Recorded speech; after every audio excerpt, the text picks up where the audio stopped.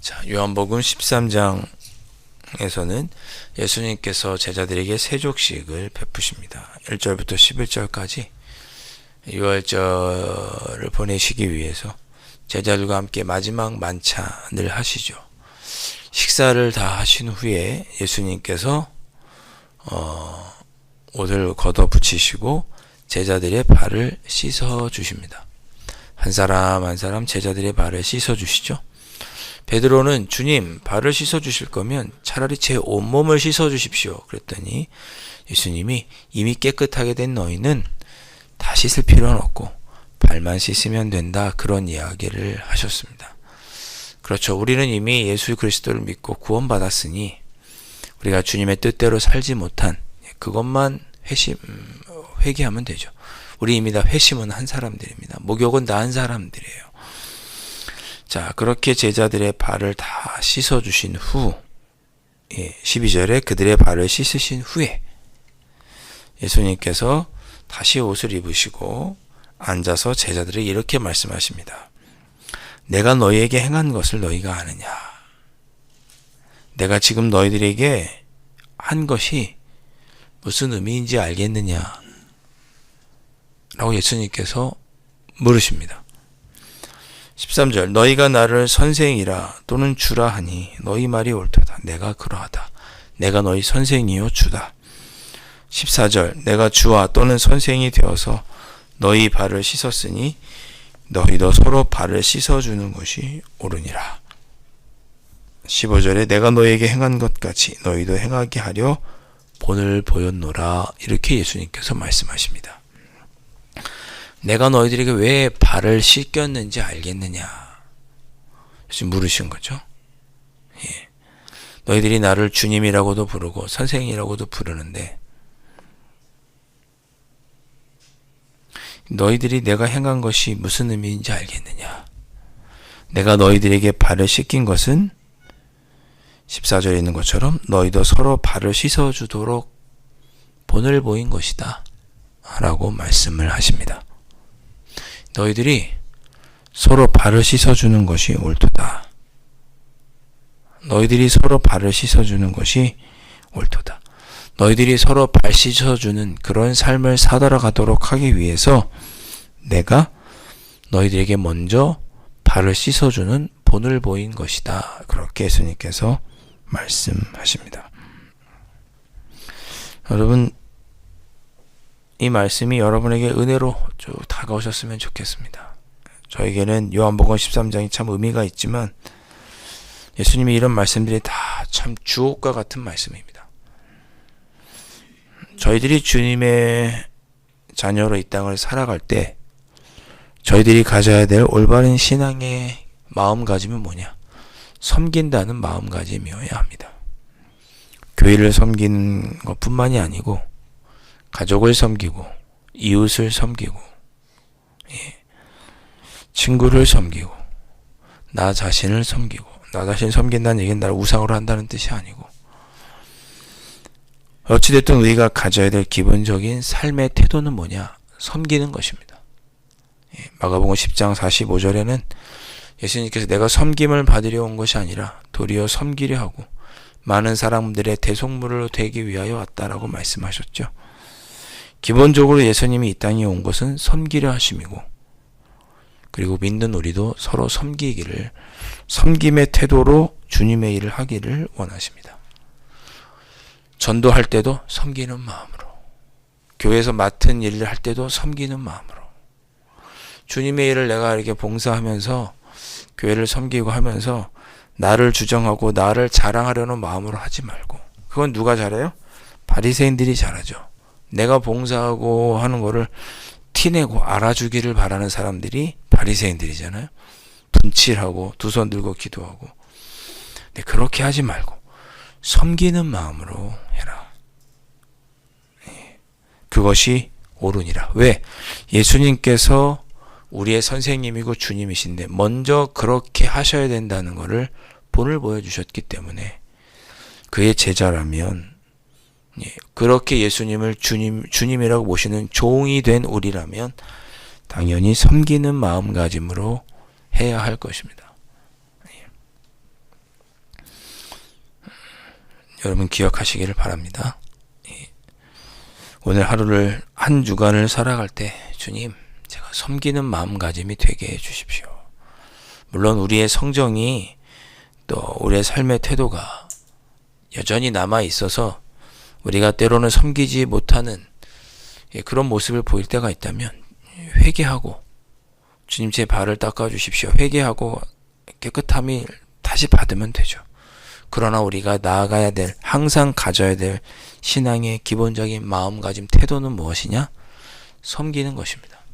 오늘 기도하실 때 한 주간도 섬기게 하여 주십시오. 가족을 섬기게 하시고 이웃을 섬기게 하시고 주님의 몸된 교회에서 섬기는 마음으로 하게 하여 주십시오. 누가 나를 알아주든지 몰라주든지 나의 섬김을 가족들이 알아주든지 몰라주든지 나의 이웃이 나의 섬김을 알아주든지 몰라주든지 주님 저는 섬기는 마음으로 하게 해주십시오. 자, 나보다 더 잘나고 크고 권력을 가진 사람에게 발 닦아주는 일이 뭐가 어렵겠습니까? 나보다 더 높은 사람을 섬기는 일이 뭐가 어렵겠습니까? 나보다 낮은 자, 부족한 자라고 생각하는 사람을 섬기는 것이 어렵죠. 예수님은 선생으로서 주로서 제자들의 발, 자기보다 낮은 자들의 발을 씻어 주셨습니다. 그런 것이 섬김입니다. 나보다 잘난 사람을 섬겨주고 아니 뭐 내가 대통령의 발 왜 못 씻어주겠어요. 나보다 큰 자를 섬기는 것이 발을 씻어주는 본을 보여주신 것이 아니고 나보다 연약하고 부족한 자를 섬기는 본을 예수님께서 보여주셨습니다. 16절 내가 진실로 너에게 이르노니 종이 주인보다 크지 못하고 종은 우리죠. 주인은 주님이시죠. 예수님이시죠. 종이 아무리 크다 한들 주인보다 크겠습니까? 그래봤자 종이죠. 보냄을 받은 자가 보낸 자보다 크지 못하나니 그렇죠. 보내는 자가 있으니까 보냄을 받는 자가 있는 것이죠. 아무리 보냄을 받은 자가 많은 권한을 갖고 있다 해도 보낸 자보다 크지 않습니다. 아무리 우리가 대단하고 잘났다고 해도 예수님보다 못하고 마땅히 우리 주인 되신 주님의 뜻을 따라야 하겠죠. 17절 이것을 알고 행하면 어떻게 된다? 복이 있다고 예수님께서 말씀하십니다. 이것을 알고 행하면 복이 있다. 저희가 이제 어떻게 살아야 되는지는 오늘 알았으니까 섬겨야겠죠. 어떤 목사님이 그런 글을 쓰셔서 참 재밌다. 나도 그런 일이 있고 비슷한 일이 있지 않았나 그런 생각을 했습니다. 어떤 목사님께서 부목사님들하고 이렇게 같이 어디 교육자 수련회 같은 데를 가셨나봐요. 식사하러 외곽에 가셨는데 마침 거기에 카페에 갔다가 평소에 아내가 즐겨 먹는 빵이 있더랍니다. 그래서 빵을 사셨어요. 목사님들 빵 사주시고 이제 자기 사모님도 드리려고 빵을 사셔서 오는데 집에 올라가려고 엘리베이터를 탔는데 그 엘리베이터 안에 이웃 주민이 어린 아이와 같이 손잡고 엘리베이터를 타고 있었습니다. 근데 그 아이가 그 빵을 보더니 코를 킁킁거리고 어린 아이니까 맛있겠다 이제 그런 거예요. 그래서 순간 이 아이에게 빵을 주라고 하는 주님의 음성이 들렸다고 합니다. 그게 뭐 귀로 빵을 줘라 그런 게 아니라 저 아이에게 빵을 줘야겠구나 라는 그런 마음이 들었겠죠. 그래서 그 빵을 너 먹어라 하고 줬대요. 그래서 집에 가서 아내 대신 사모님에게 사실은 내가 당신이라고 빵을 사왔는데 글쎄 엘리베이터에서 동네 주민 아이가 그러길래 그냥 빵을 줬어. 괜찮지? 그랬더니 그 사모님이 어머머 그래? 나도 비슷한 일이 오늘 있었는데 망고를 하나 사갖고 이렇게 오는데 집에 있는데 세탁물을 수거하러 온 아저씨가 딱 들어오길래 뭔가 대접할 것이 없는데 마음에 주님이 망고를 좀 줘라 그런 마음이 들어서 망고를 주셨대요. 네.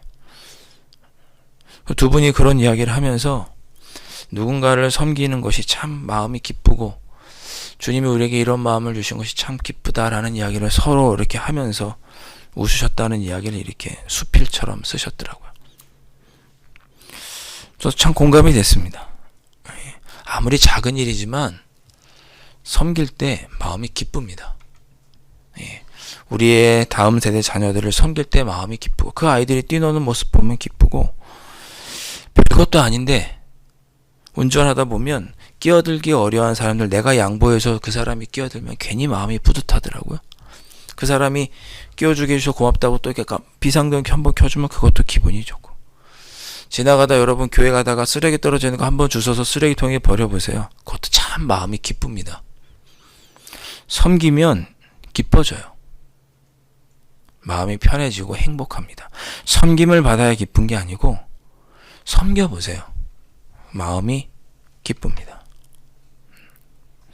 예수님께서 우리에게 알고 행하면 복이 있다.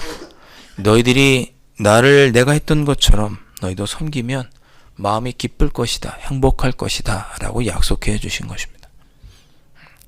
한 주간 오늘 주님 제가 섬기며 살아갈 수 있게 해주시고 그로 인하여 내 마음이 기쁘고 즐거운 한 주간을 살아가게 해주십시오. 이 새벽에 그렇게 기도하실 수 있기를 바랍니다. 18절부터 말씀을 쭉 보시면 내가 너희 모두를 가리켜 말하는 것이 아니다.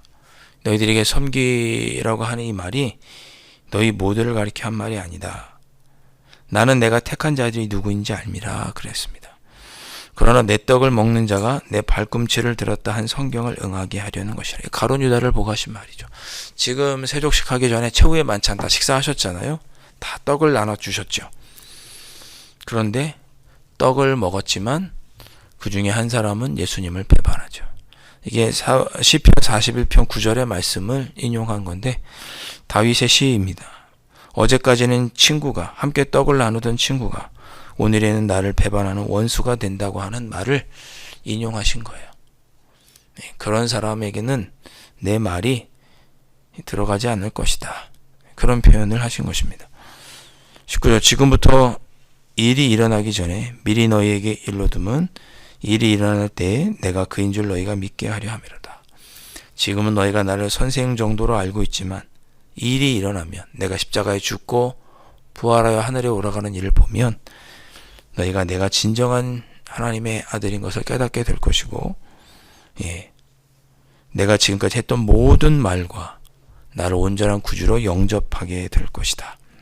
그리고 너희들 제자들인 너희들을 나를 증거하는 너희를 영접하는 자는 곧 나를 영접하는 것과 똑같은 것이다 라고 제자들을 격려해 주십니다. 제자들이 예수님을 증거할 때 제자들을 영접하는 자는 곧 나를 영접하는 것이고 나를 영접하는 자는 곧 나를 보내신 하나님을 영접한 것이다 라고 말씀하시면서 제자들의 권위를 세워주시고 격려해 주십니다. 오늘 말씀 주신 말씀 여러분 마음에 새겨보시고 어떤 말씀이 은혜가 되시는지 그 말씀으로 기도하시고 특별히 오늘 제가 드린 말씀처럼 한 주간 예수님처럼 섬기면서 그렇게 살아갈 수 있도록 성령 하나님 도와주시고 섬김의 기쁨을 누리는 귀한 한 주간이 되게 해주십시오. 이 새벽에 그렇게 기도하실 수 있기를 주님의 이름으로 축원드립니다. 기도하겠습니다. 주님은 우리에게 섬김의 본을 보여주셨습니다. 주인 되시는 분께서 우리의 선생 되시는 분께서 제자들인 우리에게 종인 우리의 발을 씻어 주셨습니다. 주님께서 그렇게 섬겨주셨듯이 우리도 삶의 모든 일을 할 때 섬기는 마음가짐으로 행할 수 있도록 도와주시고 주님께서 약속하신 마음의 기쁨, 영적인 행복과 만족을 누리는 그런 삶을 살아갈 수 있는 저희들이 될 수 있도록 성령 하나님 은혜를 더하여 주시옵소서. 아버지 하나님 한 주간도 저희들 살아갈 때 성령 하나님께서 우리의 각자의 삶의 자리에 함께하여 주셔서 하나님의 은혜와 은총이 차고 넘치는 귀한 삶이 될 수 있도록 도와주시고 물질적으로 또 관계적으로 우리가 바라고 원하는 모든 일들을 하나님께서 이루어 주심으로 이웃을 섬기고 하나님의 영광을 드러내는 일에도 힘써 감당하는 저희들이 될 수 있도록 아버지 하나님 축복하여 주옵소서.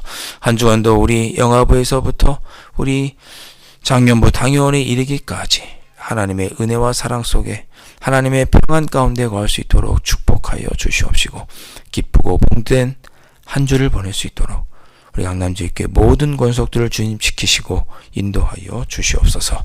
귀하신 예수 그리스도의 이름으로 간절히 기도하옵나이다. 아멘. 하늘에 계신 우리 아버지, 아버지의 이름을 거룩하게 하시며 아버지의 나라가 오게 하시며 아버지의 뜻이 하늘에서와 같이 땅에서도 이루어지게 하소서. 오늘 우리에게 일용할 양식을 주시고 우리가 우리에게 잘못한 사람을 용서하여 준 것 같이 우리 죄를 용서하여 주시고 우리를 시험에 빠지지 않게 하시고 악에서 구하소서. 나라와 권능과 영광이 영원히 아버지의 것입니다. 아멘.